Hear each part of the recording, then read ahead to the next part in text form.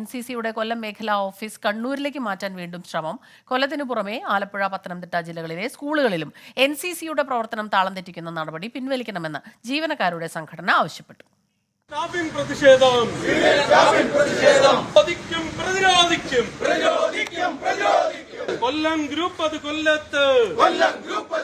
ഈ കെട്ടിടത്തിലാണ് ശതാബ്ദങ്ങളായി NCCയുടെ മേഖലാ ഓഫീസ് പ്രവർത്തിക്കുന്നത്.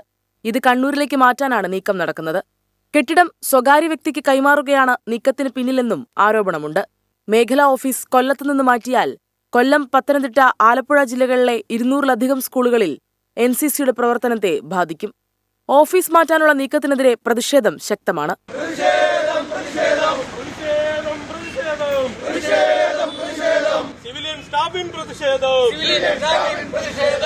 NCCയെ ശക്തിപ്പെടുത്തുക എന്നുള്ളതല്ല ഇതിന്റെ പിന്നിലെ ലക്ഷ്യമെന്ന് ഞങ്ങൾ മനസ്സിലാക്കുകയും ചരിത്ര പ്രാധാന്യമുറങ്ങുന്ന ഈ കൊല്ലത്തെ തേവള്ളി കൊട്ടാരം ചില സ്വകാര്യ വ്യക്തികളുടെ താൽപര്യത്തിന് വഴങ്ങി ആ രീതിയിലേക്ക് അവർക്ക് വിട്ടുകിട്ടപ്പെടാൻ ഞങ്ങളെ കുടിയൊഴിപ്പിക്കുകയാണോ എന്നൊരു സംശയത്തിന്റെ ബലത്തിൽ എക്സ് സർവീസ്മാൻ സംഘടനകളോടൊപ്പം നിന്ന് പൊതുസമൂഹത്തോടൊപ്പം നിന്ന് ഈ ഒരു നീക്കത്തെ ചെറുക്കുക എന്നുള്ളതാണ് ലക്ഷ്യം. 2013-ലും കഴിഞ്ഞ വർഷവും മേഖല ആസ്ഥാനം മാറ്റാൻ ശ്രമം നടത്തിയെങ്കിലും ജീവനക്കാരുടെ സംഘടനയുടെ എതിർപ്പിനെ തുടർന്ന് ഉപേക്ഷിക്കുകയായിരുന്നു.